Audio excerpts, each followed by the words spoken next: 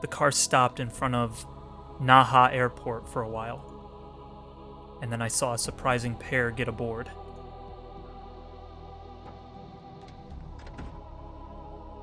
Oh my gosh! Oh my gosh! Hello? Oh, Karin! Oh my gosh, she's a little military person! What? Look at her! There's someone I want you to meet. Hamid suddenly spoke. Then he handed me something. I took it before I even looked at what it was.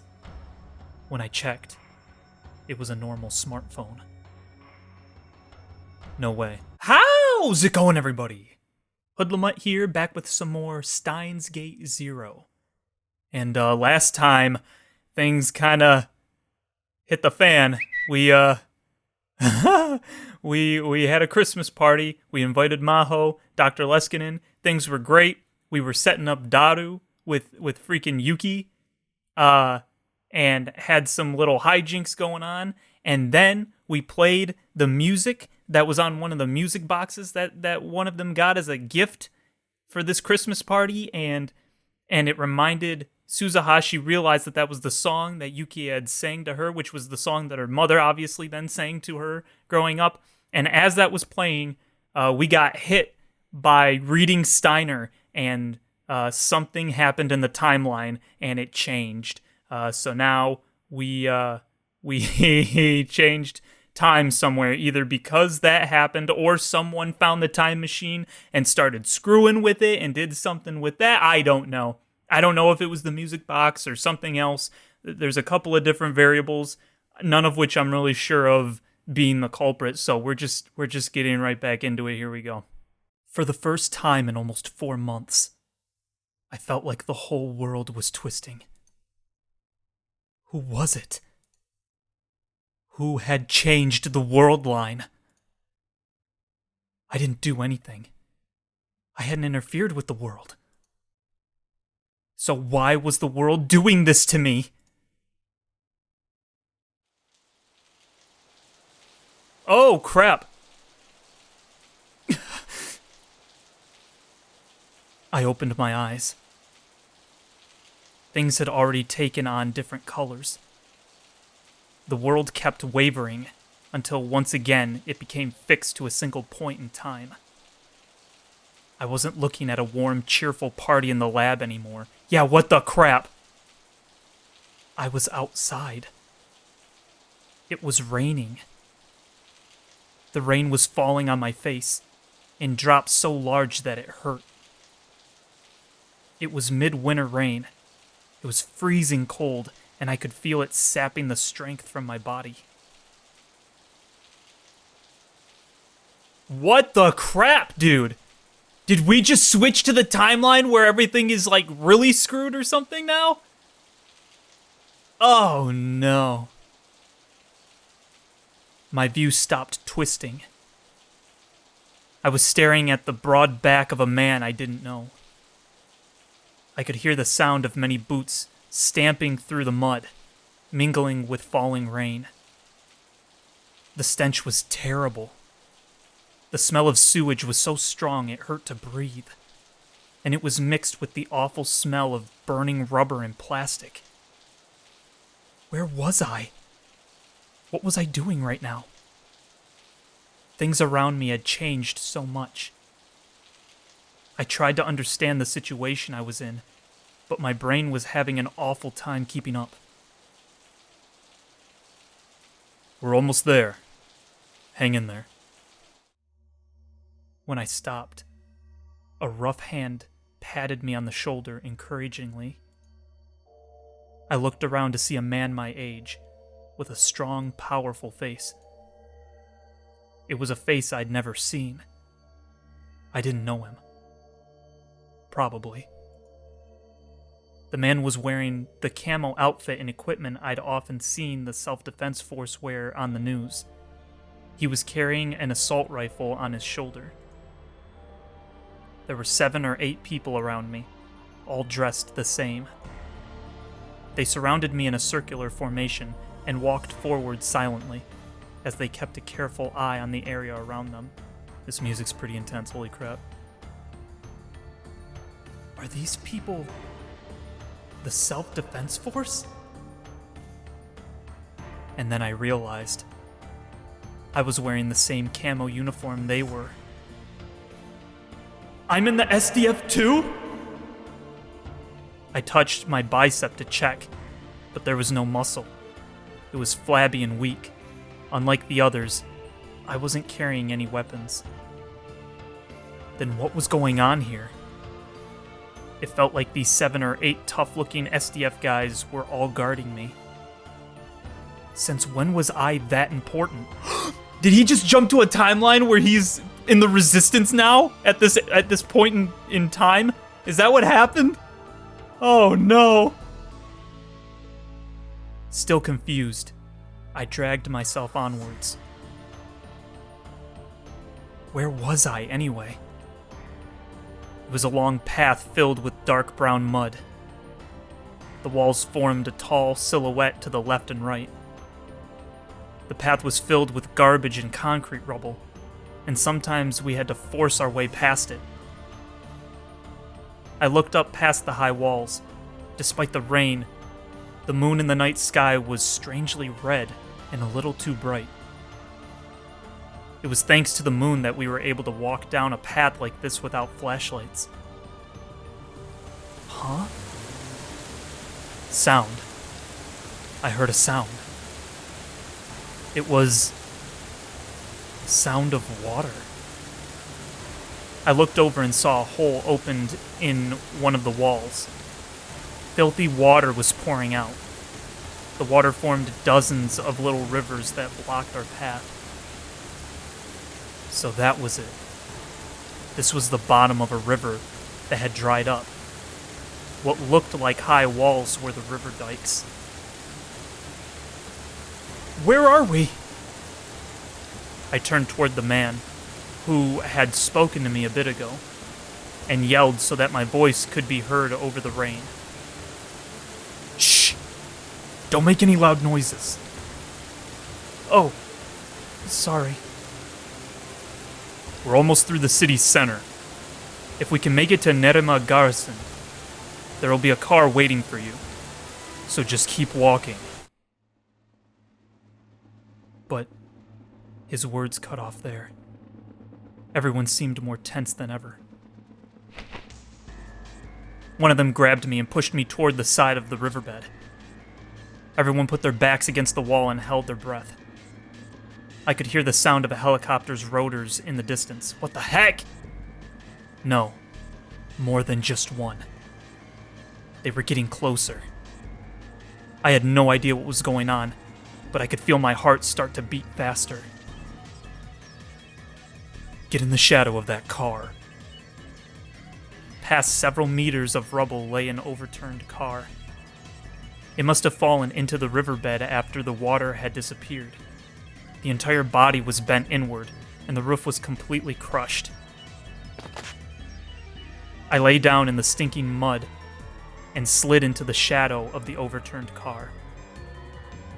At the same time, the SDF soldiers were issuing each other orders, as if this was something they'd planned for already. 2 of them stayed by my side, and everyone else ran back the way we'd come. They all climbed up crevices and outcroppings on the wall, then disappeared over the edge of the dike and out of my view. Shortly after.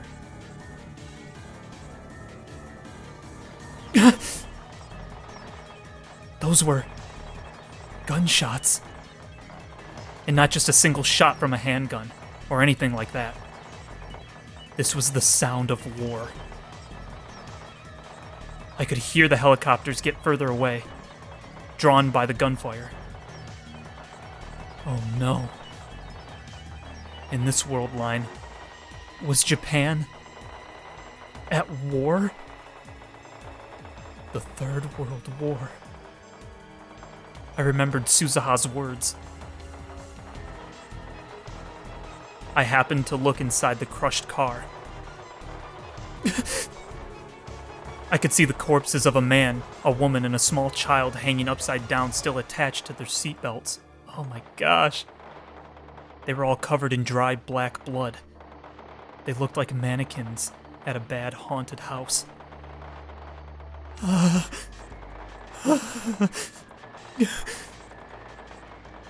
And then I realized I'd been so focused on moving forward that I hadn't noticed what they were.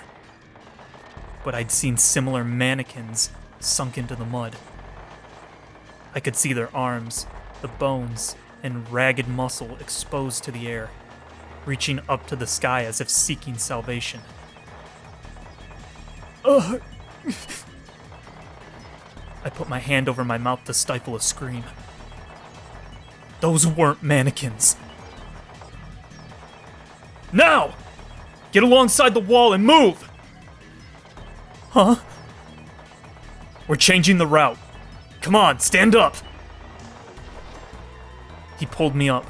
My knees were shaking from shock and exhaustion. The others are drawing away the Soviet helicopters, but that won't last long. Hurry. The Soviet Union? My mind was dulled from the terror, but it seemed like there was something off about what he just said. Get a hold of yourself! Do you know how many people have died to protect you? Protect me? Why? We haven't been told why, but we were told to lay down our lives for you if we had to, and that you could change this country's future. Oh no. Oh no, it is. It's like the same timeline, but it happened sooner. How did that happen? Or did somebody go and use the time machine, change time, but because we have reading Steiner, it just jumped us into... Oh, I don't know, man. This is freaking me out. I don't understand. A helicopter passed over the riverbed.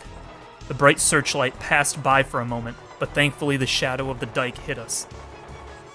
This way. The young SDF soldier, whose name I didn't even know, pulled me inside one of the holes in the concrete. When I looked closely, I could see that it was the entrance to a sewer. It was just big enough for a single person to pass through. Struggling against the flow of water that came up to my knees, I pressed on through the darkness. So whoever Okabe was in this timeline, he's not that person now. They're gonna be so freaking, like, ticked because he doesn't know anything. Oh no. My sense of smell had already gone numb, so I didn't have to worry about the stench of the sewage. Once inside, we came to several branching paths. I wonder, dude, I just thought, okay, I bet we know Amadeus Kudit's in this timeline, right?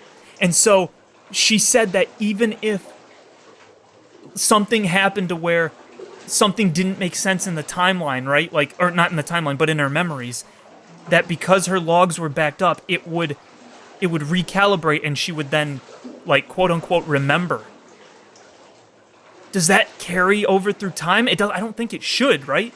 But that would mean that maybe she would know what's going on and, like, what happened potentially if somehow that works that I'm not able to fully comprehend. I don't feel like it should work because she would only have recorded it on that timeline, right? So on a new timeline it'd be different. So unless you could carry the information through time via like a D-mail-esque type thing, maybe? I don't know. Once inside, we came to several branching paths. The SDF soldiers seemed to know which one would lead where, and they marched on without hesitation. And then we came out of the sewer and back into a riverbed. It was dried up, just like the one we'd just been through. I didn't know if it was the same river or another one, and the two soldiers didn't tell me. Either way, I was glad to be finally out of the foul-smelling darkness, and I tried to take a deep breath and fill my lungs with fresh air. But...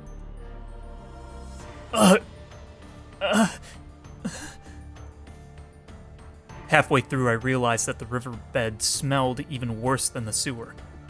I took an involuntary step back, and then another. The sight in front of me was just that terrible.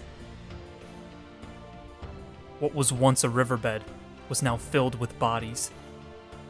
Some of them had been burned totally black, so that it was impossible to tell how much death lay before me. And in the distance, I could see what looked like bonfires. They were burning despite the rain. The fires were consuming the mountains of flesh that once were human bodies. We're almost there. I know it's rough, but can you run? Huh? Yeah. The SDF soldier spoke to me, and then I came back to my senses. If it weren't for these two, I wouldn't have been able to stay sane. We ran through the riverbed, one of them in front of me, the other behind.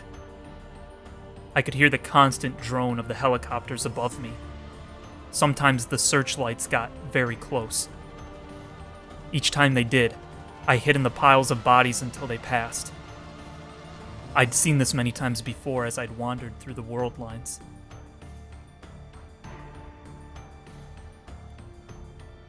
I'd seen death.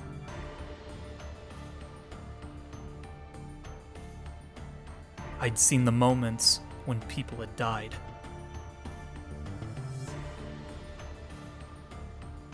But at the same time, I'd never experienced what happened to a dead person after they were left out for a long time.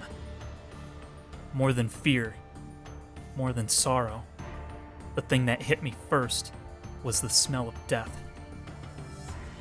The rotting stench ate away at my body, not my soul. My whole body was rejecting it. It made me feel sick. Thinking that way meant trampling on the dignity of the dead, but I couldn't help it. The Valley of Hinnom. I remembered that phrase. That was what that strange attacker had said that night, when they came after Dr. Leskin and Maho and me.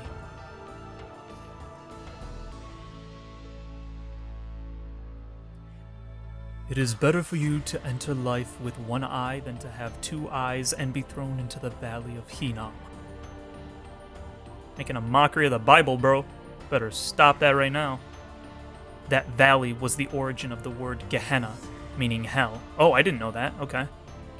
It was said that flames burned there every night, scorching the heavens themselves. Those who died merciless deaths with anger or misery in their hearts were flung into the flames, their souls becoming black smoke that rained hatred down on the land. What I stared at now was Gehenna.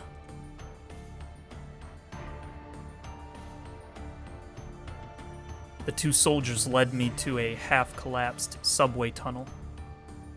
The lights were all off because there was no electricity, but there were 3 armored cars in camo colors, with their headlights on to illuminate the way. They were 4-wheel drive, off-road vehicles covered in thick chunks of armor, but I didn't see any real weapons. You can take the subway route to escape to Saitama. I hear it's still safe at Iruma Base. If you can get that far, you should be able to escape Kanto. Escape Kanto? Ask them about it. For now, just hurry. There were a lot of things I wanted to ask, but even as we spoke, I heard what sounded like gunshots outside the tunnel. The men forced me into the back seat of one of the cars. Goodbye. I'll be praying for your safety. What? What about you guys? We have another mission to carry out. Farewell. The 2 soldiers who had brought me here saluted, then turned around and left the station. I felt like I was never going to see them again. The door of the armored car slammed shut with a heavy thud. The car's crew were SDF soldiers, just a little older than me.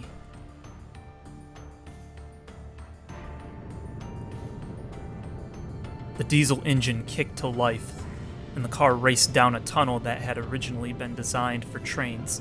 Wow, we actually have an animated scene, what the heck? Of course, it wasn't a pleasant ride at all, but I didn't have any choice. There was no way I could tell them I wanted to go to Akihabara. I had no way to alter the world line. I had to survive in this hellish world. And to survive, I needed to do what they said. My wants didn't matter at all. I wasn't even allowed to express them. I just did as they told me and ran. It was all I could do. But I had no idea that it would take an entire month. Oh, an entire month? What do you mean? What is going on? Okay, hold on, I need to take a sippy 1 second. Okay, Okay, Anonymous at Security Council, the story so far. The USSR starts experimenting with a time machine and America goes crazy. Give me that time machine, USSR, but I refuse. Eastern powers and Soviets get cocky. How's it feel to you? Wait, how's it feel to you be right now, huh? Oh, that's a typo, really bad one, actually. How does it feel to be you right now, huh? How's it feel? That's gotta be what it means. This brings us to the end of your regularly scheduled Cold War. US, I'ma bomb you from Japan. I'm assuming that's laughter. USSR, then we'll invade Japan. US, oh crap. Right now. Let's see, USSR is kicking butt. Hokkaido and NE Japan are screwed. Are they coming for central Japan now? People of Nagoya, get the heck out. Okay. Amateurs who know nothing about strategy need to shut the heck up. The SDF may look like they're retreating, but they've actually got a defense line at Mount Fuji. They're about to start a counterattack. Who the heck is Bajina? Captain Bajina? The Mount Fuji line. I'm assuming that's like an LOL. That's how I'm going to treat it. Who the heck is dumb enough to believe Japanese Imperial High Command? LOL. We'd better not start hearing calls for kamikaze pilots soon. That's from NSCJ, whatever that is. Shut up, noob. Idiots like you are the real threat to Japan. What is this? Wait, what the heck happened to the collective right of self-defense? America's only interested in protecting Okinawa. So what the heck's the SDF doing getting sent off to Siberia? How are they supposed to protect the country? You protect it, Chicken Hawk. You want to fight? Go volunteer. They say they aren't getting enough recruits. Let's see. Are they going to start conscription soon, you think? What's the point of conscripting a bunch of fat otaku? They just get in the way. Yo. That is too real. War these days requires professional soldiers. Says the fat otaku who doesn't want to go to war. Oh, Captain Bajina's gotta be... That's gotta be Daru, right? There are barely any professional soldiers left in Japan. Our masters in America sent them all around the globe and then stuck them there. You guys will probably be getting your conscription notices soon. Good luck.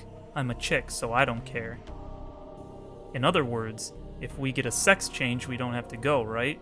Holy crap. Okay. Wow, this is... Oh. The real enemies of Japan are its own citizens, huh, jerk? So seriously, are we going to be split up like Germany? Wow, this goes on forever. It's likely. They say there's a provisional government forming in Okinawa. They're all set to abandon East Japan and just have America protect the West. Those incompetents in the government might honestly do it. Is this really the time to bash politicians? Traitorous shill. Traitor. LOL. Shill, LOL. Strategically, America can't let go of Okinawa, and Japan wants to keep some kind of government.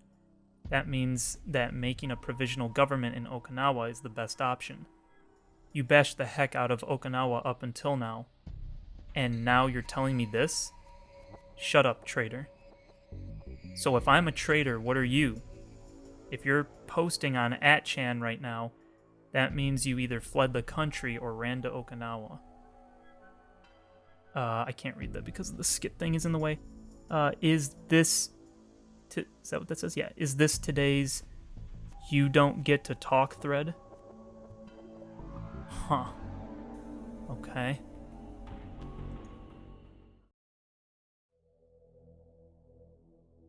The reason it took a month to get to Okinawa was that we were losing the war. Supposedly, the plan had been to ferry me by plane to Okinawa once I'd arrived at Iruma Base. But the constant bombing had slowed us down, so they gave up on the plane and decided I would escape to Kyushu by ground. There was more than one attack by Soviet spies and assault teams. Some of the SDF soldiers protecting me died. But when I got to Sasebo, I was able to get on a maritime SDF escort ship and managed to escape to Okinawa. Why were they doing all this for me? No matter how many times I asked, no one would answer. Okinawa in winter was covered in thick clouds. Come to think of it, I hadn't seen a real break in the clouds for a whole month. I was thinking about that when I was loaded into a van with dark-tinted windows that had come to pick me up from the port. Inside the car was not only the driver, but a middle-aged man sitting in front of the passenger seat. He was very short, perhaps only around 150 centimeters tall. But he had the air of a military veteran, and even though he was fully dressed, I could tell he was extremely muscular. Rintaro Okabe, correct? I'm Shimoyama, with the Ministry of Defense's Intelligence Security Command. Yo. The Ministry of Defense.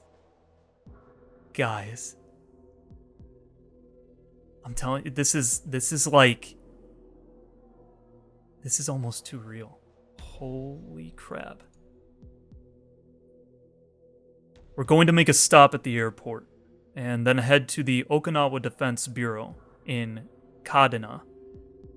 I'm sure you're tired from your long journey, but I'll have to ask you to hang in there a while longer. Right. I'd heard that Tokyo had been destroyed. The major functions of the Japanese government were now headquartered out of the Okinawa Defense Bureau to allow for better cooperation with the American forces stationed nearby. That's what Shimoyama explained to me.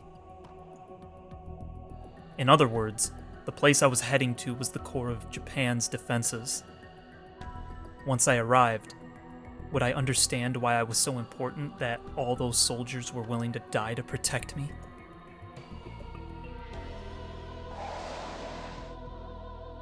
The car stopped in front of Naha Airport for a while, and then I saw a surprising pair get aboard.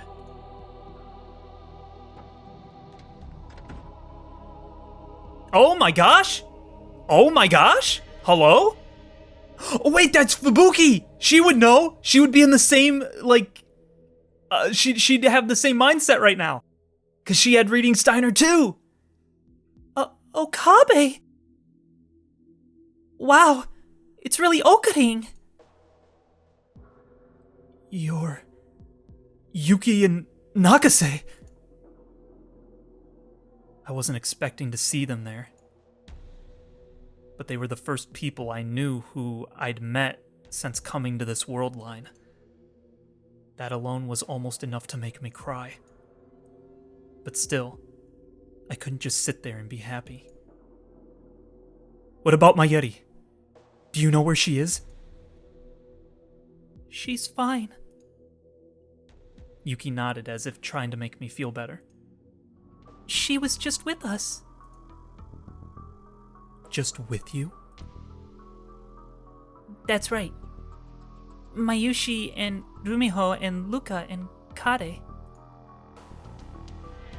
We got to the airport this morning. We were all waiting because they said we could go to some place called the Defense Bureau, where we'd be safe. They just said they'd take Fubuki and me there first. And then they had us get inside this car, where we found you. Anyway, I'm glad everybody's safe. Since Daru and Suzuha weren't mentioned, I was going to ask about them, but... Sorry, but can you talk about this later? Shimoyama cut me off, and the car started moving. The plan is for your families to arrive at the Okinawa Defense Bureau eventually. We already have them under our protection. Really? I'm so glad. Your other friends are all in the car behind us. You haven't been separated, so don't worry. I took a quick look and saw another identical van a little behind us. So Mayuri and the others were there. Then we'll see them later, right? Of course. Yuki let out a sigh of relief.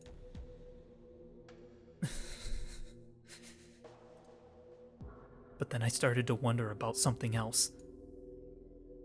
Why were we split into different cars? This van could hold at least another 3 people. If we squeezed tight, it could easily hold everyone. Or was there some reason they'd put me, Yuki, and Fubuki into the same car? The car drove alongside the Okinawa monorail for a while, and then went south down a wide bypass. It's so dark. Huh? What was that? Nothing, just... There are all these stores, but they're all dark.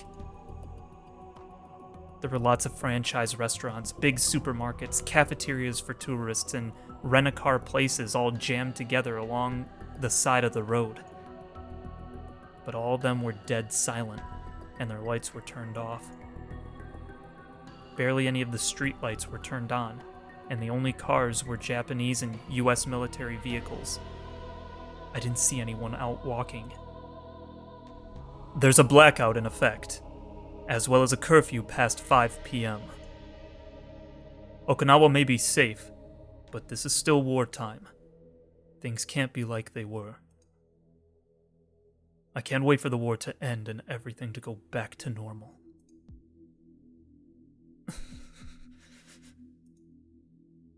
Wartime, huh? Tell me, Okabe. The Okinawa you knew was a bright, fun place, even at night, wasn't it? Oh, I wouldn't know. I've never been to Okinawa before. That's a shame. Then I pray you get to come back for a good vacation sometime. This really is a nice island.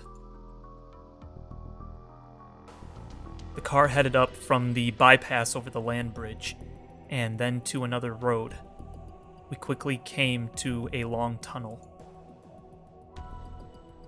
I actually wanted to ask the 3 of you some questions before we got to the bureau. That's why I have you riding with me. Huh? Huh? My guess was right. That meant there was something he wanted to ask just the 3 of us. What does Yuki have in common with me and Fubuki, though? Right? Like, with Okabe and Fubuki? Like, we have reading Steiner. Does Yuki have reading Steiner? I don't think so. So what's special about her? Because she has Suzuha or something? I don't know. Maybe the song? I don't know. But why us three? I wasn't particularly close to Yuki or Fubuki. I'd only even started talking to them a few months ago. And then I shook my head. That was before the world line changed. Maybe things were different in this world line. I had no idea what my relationship was to anyone else in this world line. Since the SDF had been treating me so well, I didn't want to make Shimoyama suspicious. I decided it would be best to leave most of the talking to Yuki and Fubuki. Yuki Amane. Yes? Shimoyama spoke to Yuki first. Yuki went stiff when her name was called. I could feel it even sitting next to her. You don't know where Itaru Hashida and his little sister are, do you? Oh, so it's still his little sister, okay. Alright, so how much changed? Like, what was the thing that was big enough to change all this, man? I don't understand. Little sister. That must be Suzuha.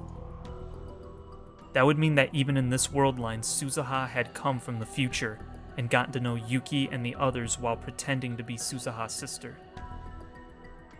I think that means Daru's sister. I just realized, yeah, pretending to be Daru's sister, yeah. And the SDF evidently didn't know where Daru and Suzuha were. No, Yuki fell silent and glanced over to me, as if expecting help. But I didn't know where they were either. I didn't even have any memories of this world line, so I had no way of answering. But Yuki's attitude bothered me. It was as if she knew where they were and was deliberately hiding it, and that I was supposed to be hiding it too. If I could figure that out, I'm sure Shimoyama could too. A strange tension filled the car. Yuki was trying to hide it? From whom? You're sure you don't know? Shimoyama turned around from the front passenger seat and asked again. I'm sorry. Yuki bowed her head in apology. But you were very close to him, weren't you? You were his lover, and yet you heard nothing? You know that cell phones don't work anymore, right? There are plenty of ways to get in touch with someone besides a cell phone. But I really don't. Nothing from his sister either? Nothing. By the way, I'm told that you were researching something with Hashida Okabe. Huh? I wasn't sure how to react when the conversation suddenly turned towards me. These guys captured us, dude. They're not actually our friends, bro. How much you want to bet? I mean, that part's fairly obvious, I think. I think they want to know about the time machine, obviously, but... because we just woke up in the middle of being transported. We have no clue. But, like, there was some idea that they thought they were transporting us to save the world in some way, shape, or form, right? So, does he want the information for good, or is he trying to, like, thwart it, right? Because we know he's trying to build a time machine, Daru is, so... I don't know, man. Researching? Researching what? Uh-oh. If I panic, I'll make them suspicious. What were you researching? I would just have to give him the most harmless answers I could. It wasn't really research. It was more like... inventions. Inventions? Like whether you could attach a CCD camera to a bamboo copter to do aerial photography. Or whether you could use the heat from a vacuum cleaner as a hairdryer. Oh? That's interesting. Then you weren't, say, making something unbelievable and running away from us so that we wouldn't find out what it was? They did capture him. Oh no! Running away? Crap! I responded. That was a mistake. But did that mean that Daru and Suzuha were hiding from the SDF amidst all this chaos? The SDF had risked their lives to protect me over the past month. Shouldn't I be asking them for help? I got even more confused. If you don't know, then that's fine. We'll talk about Hashida and his sister some other time.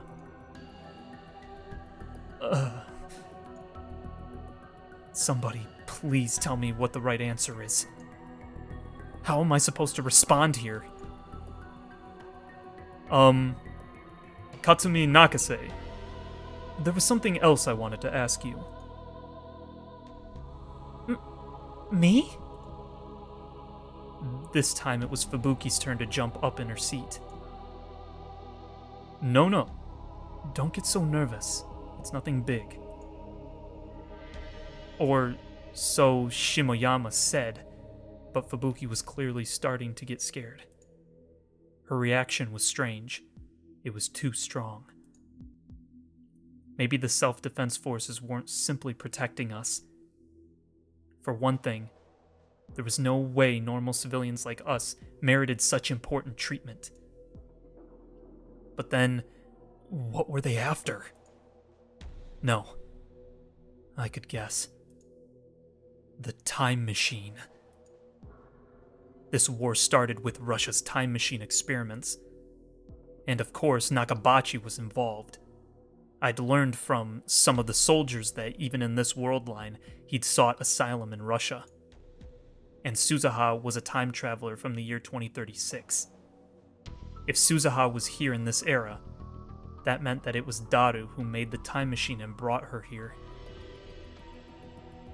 If you had a time machine, you could change the outcome of this war. It would make sense if that's what the Japanese government thought, and if that was why they were trying to capture Daru, Suzuha, and their friends. Once I realized that, the whole situation started to feel terrifying to me. Was this car really headed toward the Okinawa Defense Bureau? And if it was, were they really going to keep us safe there? About the physical you underwent last week. Was there some problem? No. You've almost recovered from the wounds you sustained in Tokyo, and health-wise you're fine. But you're under a lot of stress. Oh. Well, it's not surprising. You survived that terrible bombing. It's no exaggeration to say that most civilians have PTSD now.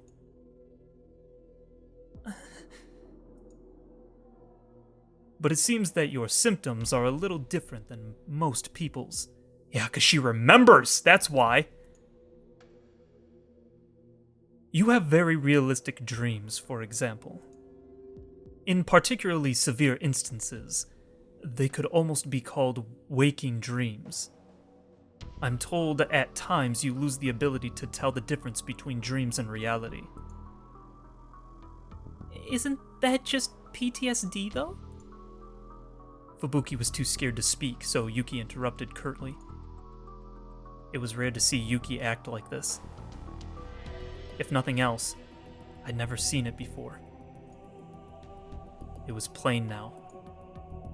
Yuki didn't trust Shimoyama. In fact, she considered him an enemy. No, it's very strange. Shimoyama paused for a moment for effect and rubbed his chin. There are others who say they have very similar dreams, and not just one or two. What?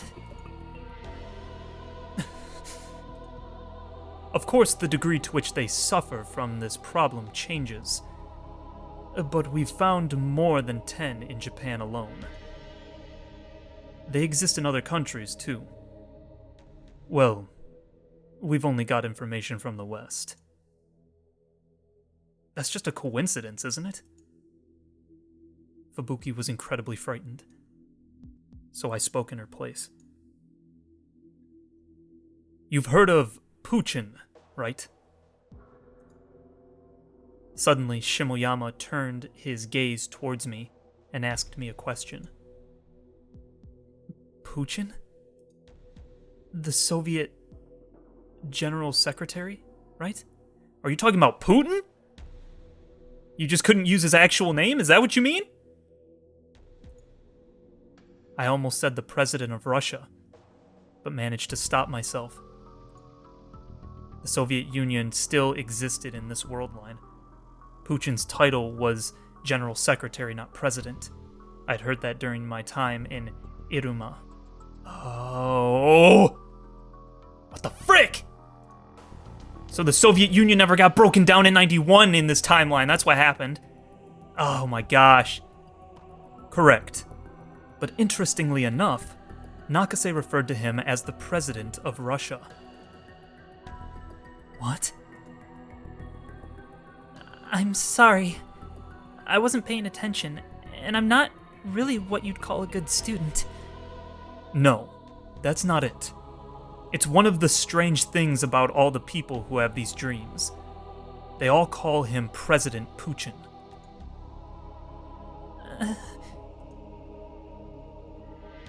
And they all call Gorbachev and Yeltsin presidents too. I don't know what those are supposed to be.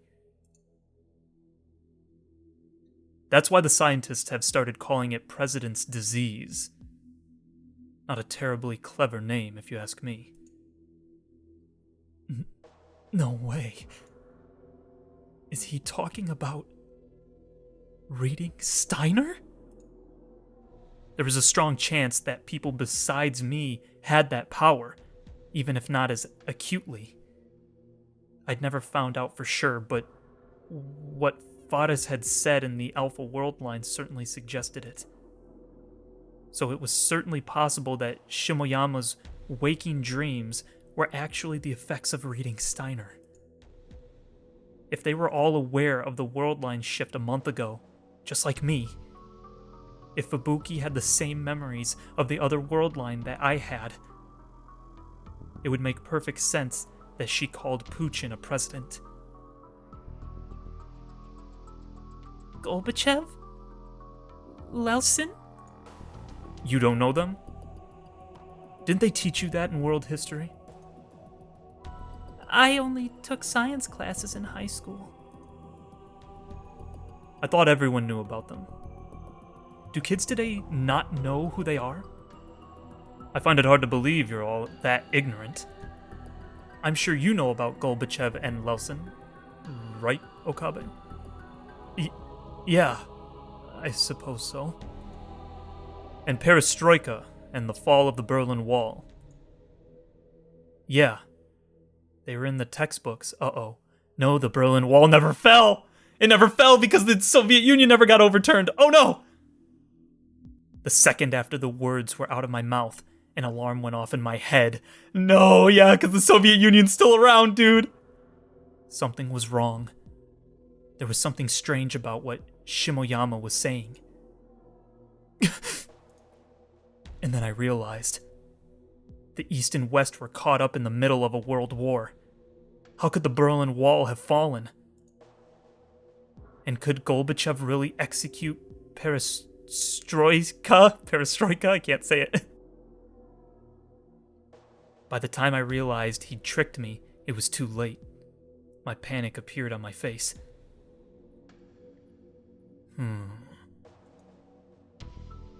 You too, huh?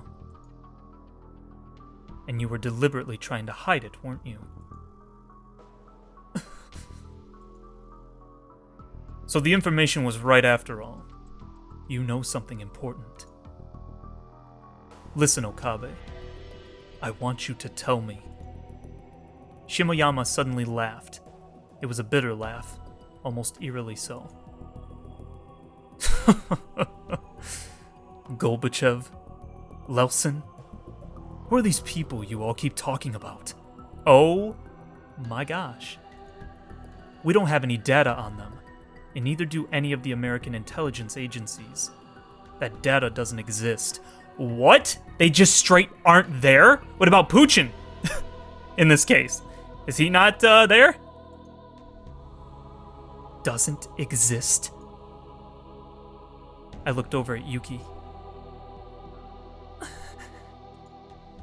From the look on her face, I could tell that she really had no idea who they were. Perestroika? The fall of the Berlin Wall? Did these things really happen? Tell me. Please. But I couldn't answer. I was thinking of something completely different. I suddenly realized why the world line might have changed a month ago on Christmas Eve.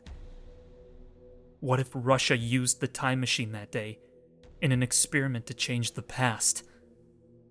The goal of the experiment would have been to stop the collapse of the Soviet Union.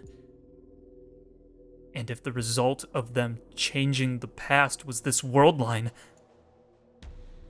how foolish! A single change to the past and the butterfly effect makes the entire world so different. Did they know how many people had died?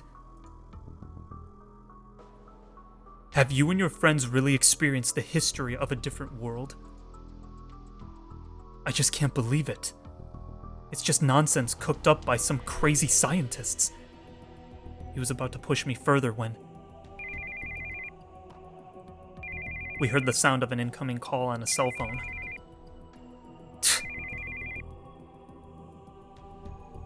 Shimoyama grunted and took his phone out of his pocket.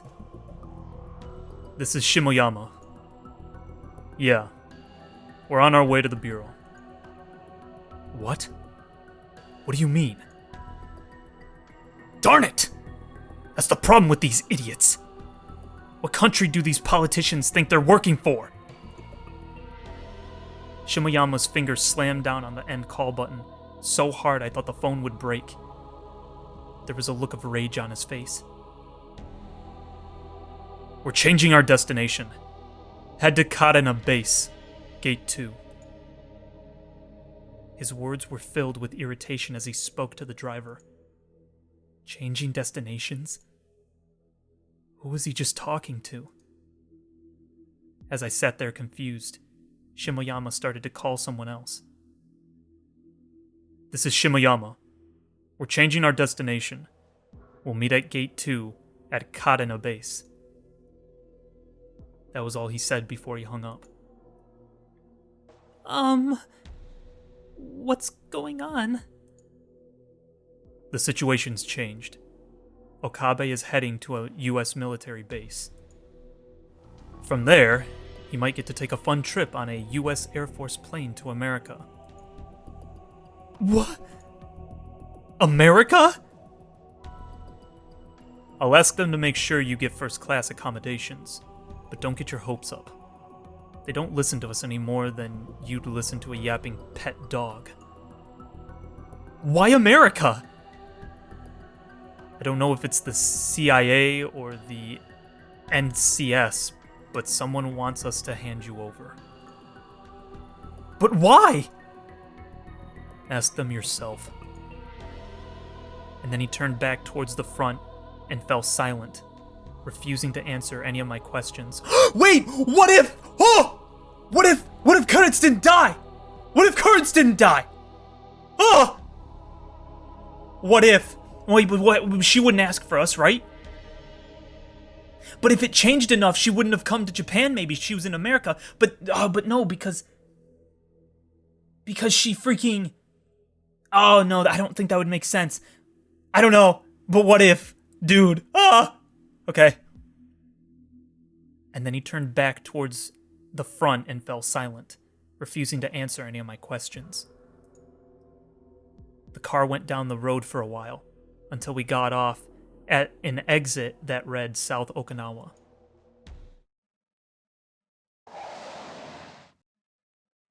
We stopped in front of the gate. Several US soldiers had evidently been waiting for my arrival. Once we hand you over to the Americans, we're not going to get any accurate information from them. So this is my last chance. Shimoyama turned around from the passenger seat and looked straight at me. His eyes were desperate and begging. Tell me, what are we supposed to do from now on?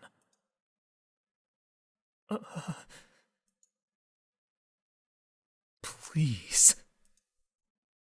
I remembered all the soldiers in Tokyo who'd fought so desperately to protect me. Were they fighting to help someone else in Tokyo right now? Or were they already... I don't know. Okabe. I really don't know. Do you think I can do something about this war all by myself? Knowing that Gorbachev and Yeltsin were presidents of Russia, or that they brought a dramatic end to the Cold War, that doesn't actually help anything. I could hear the sound of another car getting closer. Shimoyama sighed and opened the passenger side door. Get out. I exited the car as I was told. Oh, Karin! Oh my gosh, she's a little military person! What? Look at her! Military person, what? I got too hype. Yo, look at her! Oh, she's a little soldier! Mayuri got out of the van behind us and ran over to me. Mayuri! Oh, Karin! Oh. My childhood friend flung herself into my arms, and I held her tight. I finally get to see you. I'm so glad you're safe. I could feel her warmth. Mayuri was here. I'd never gone almost a whole month without seeing her before. And this was wartime. I couldn't easily contact her like I could in the old world line. So I'd been so worried about whether or not Mayuri was okay. It was no exaggeration to say that I'd survived this far just to make sure. I'd erased the entire Alpha world line to save her. No matter what happened, I wanted her to be safe. Oh, Karin, you're hurting me. Oh, sorry. I'd held her too closely. I took a step back. Mayushi believed, you know. Mayushi believed she'd get to see Okarin again. Yeah. Hooray! You're safe, Nya! Okabe! I heard two more voices I'd recognized. Oh my gosh, dude. Faris and Luca, and behind them I saw Kade. I'm glad you're all safe. Okabe,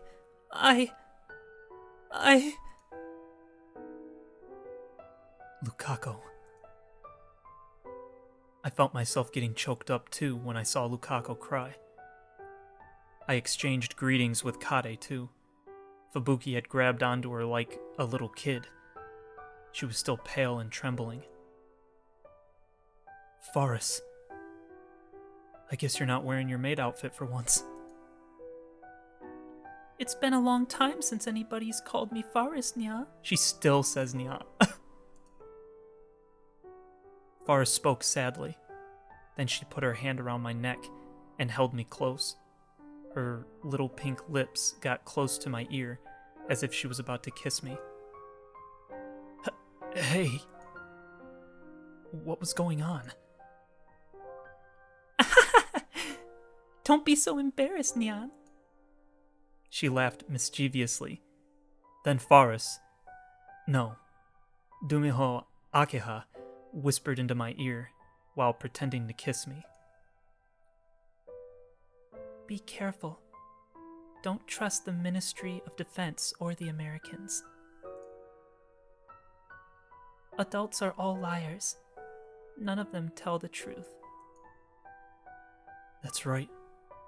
Faris had a special talent. Cheshire break. She was incredibly good at looking into someone's heart and seeing what they were thinking. Yeah, I just figured that out. One of them just tricked me. Faris looked surprised and took a step back. That's sad, Mia. Yeah. And then, I heard the sound of another engine. This time it was coming from beyond the gate and inside the base. It belonged to a black luxury car with an E on the license plate. Behind it was a minibus with an E on the license plate. That's not Leskinen, is it? The two of them stopped in front of the gate. It was time for my reunion to end. Welcome! An American soldier as tall as a basketball player got out of the car. Welcome, everyone. My name is Hamid. His Japanese was good, but not great. Everyone except Mr. Okabe, please get on the bus. He was smiling, but I could tell he wasn't going to allow any arguments. And the other American soldiers were still carrying their rifles, as they stood guard without smiles. Shimoyama and the other Japanese soldiers were watching us from a distance. They didn't try to stop us. They were just looking downwards. Huh? Everyone but Okarin? What do you mean?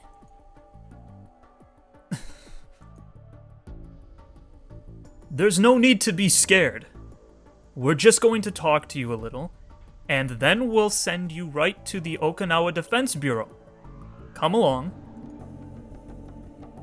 Okarin! It's fine. Don't worry. But... Yuki, take care of Mayuri. Okay. Yuki nodded and put her arm around Mayuri's shoulder as she led her to the bus. Everyone else followed. Okarin. Tell my parents I said hi. Once everyone but me was on, the minibus left immediately. The area in front of the gate fell silent. It was hard to believe this existed in the same world as all the places I'd crossed on my escape through Japan's main island. All right, Mr. Okabe. Come this way. He told me to get in the back seat of the black luxury car. What would happen to me once I got inside? I tried to think about it, but realized there was nothing I could do. I was just about to get into the car when... Okabe, run! If you go to America, you won't come back alive! Shimoyama's scream was cut off by the sound of gunfire. Oh my gosh! In the corner of my eye, I saw the American soldiers firing without hesitation. Holy crap. No way. I tried to turn around when... Get inside. A large hand blocked my vision as Hamid held me down. I couldn't hear Shimoyama's voice anymore. Through the gaps between his fingers, I could see that nothing was moving. And I knew exactly what that meant. I was shoved into the car before I had time to think about it. This is... I tried to open my mouth, but Hamid looked into my eyes and shook his head. I wasn't supposed to talk then. Hamid sat next to me, then closed the door. The car started to move. Soon, we turned down a different road than the one the minibus was taking. America, huh? I'd never been there before. What were they going to do to me there? Use me as a guinea pig? cut open my head and dissect my brain. I probably wasn't going to be able to do any tourist things. I felt like screaming, but tried my best to stay calm. "There's someone I want you to meet." Hamid suddenly spoke. Then he handed me something. I took it before I even looked at what it was. When I checked, it was a normal smartphone. "No way." "It's not locked. Just hit that button." "Huh?" Confused, I pressed the button as I was told. And then something appeared on the screen.